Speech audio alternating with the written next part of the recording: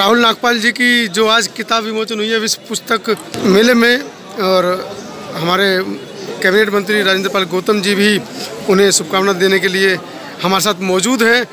Sir, सादर जय भीम, नमो बुद्धाय। जय भीम, नमो बुद्धाय, जय भारत, जय मूल निवासी। लगातार दलित साहित्य की बढ़ती जो इसकी प्रसिद्धि है, उसको आप भारतीय इतिहास और दलित साहित्य दोनों को किस नज़र से देखते हैं सर?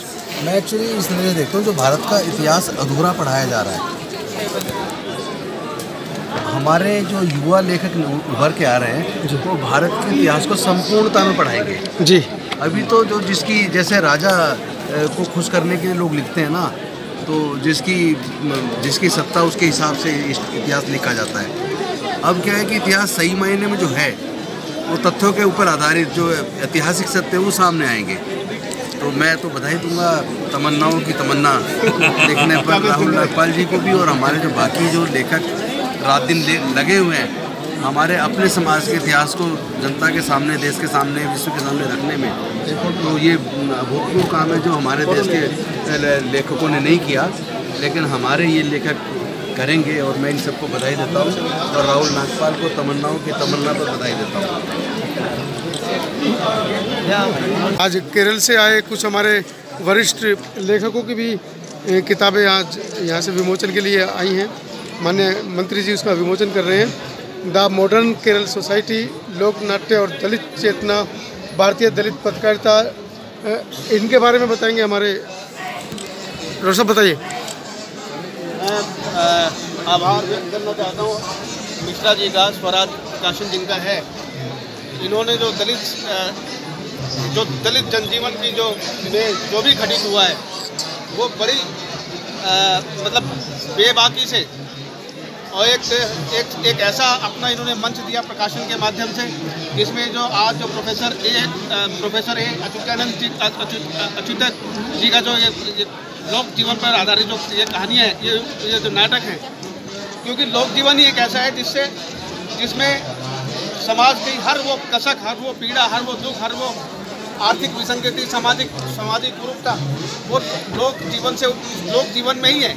और उसको उन्होंने बहुत ही बड़ी शिद्दत के साथ, और केरल में जो दक्षिण में उन्होंने इन लोक नाटकों का मंचन उनके बहुत चर्चित हुए हैं। और आज ये बड़े हर्ष की बात है कि वो उन पुस्तकों का यहाँ प्रकाशन किया जा रहा है, उसका लोकार्पण किया जा रहा है। धन्यवाद। भारतीय दलित पत्रकारिता, ये किताब मैं भी लूँगा।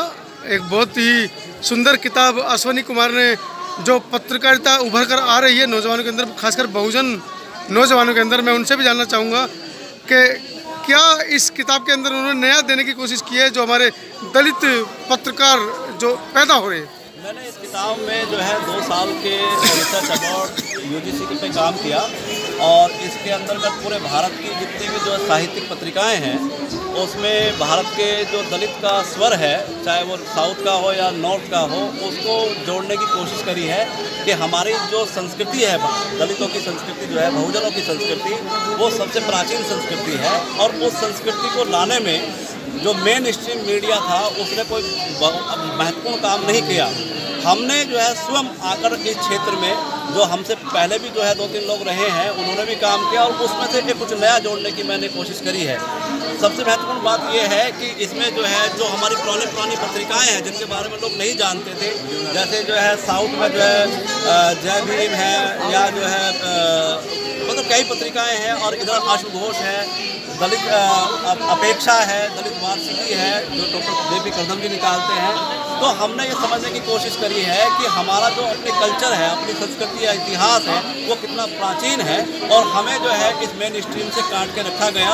हम खुद स्वयं जो है उसको ला रहे हैं अपने सामने जो है। और गौतम सर जो हैं आज ये हमारा किताब का विमोचन कर रहे हैं इनका, तो मैं इनका बहुत बहुत आभार व्यक्त करता हूँ। और साथ में ही प्रकाशक अजय मिश्रा जी का भी बहुत बहुत आभार व्यक्त करता हूं, और आप सब लोग आए उनका भी बहुत आभार व्यक्त करता हूं। धन्यवाद। गौतम जी, जैसा कि सब्जेक्ट ही अपने आप में एक अनूठा है, भारतीय दलित पत्रकारिता, क्या कहेंगे इस बारे में, क्योंकि आपका बहुत कड़वा अनुभव भी है। अगर हम देखें देश और दुनिया में, भारत की बात करें जी, तो पत्रकारिता के क्षेत्र में हमारे लोगों को ज़्यादा आगे बढ़ने का अवसर मिले नहीं है। ऐसा नहीं है कि पत्रकारिता में हमारे लोग नहीं है या काबिल नहीं है। एक्चुअली जातिगत मानसिकता के चलते उनको मौका नहीं मिलता, उनको आगे आने नहीं दिया जाता और पत्रकारिता दम तोड़ने लगती है। लेकिन अब कुछ लोग हैं, अश्विनी कुमार जी ने उस दर्द को शायद अपने इस पुस्तक के माध्यम से देश के सामने रखने का प्रयास किया है। मैं उनको बधाई देता हूँ और मैं समझता हूँ कि पत्रकारिता ही वास्तविक पत्रकारिता जो सच को सामने रखती है। जिस सच को आमतौर पे आजकल का जो मीडिया जैसे गोदी मीडिया बन गया है, जो जिसका मतलब सत्ता उसका भोग बन जाता है, वो अपने मालिक को खुश करने की बात करता है, वो सच को सामने रखने की हिम्मत नहीं करता है। तो ये वो पत्रकारिता जो सच को सामने रखने की हिम्मत करती है, तो ऐसे जावा सिपाहियों को मैं सैल्यूट करता हूँ।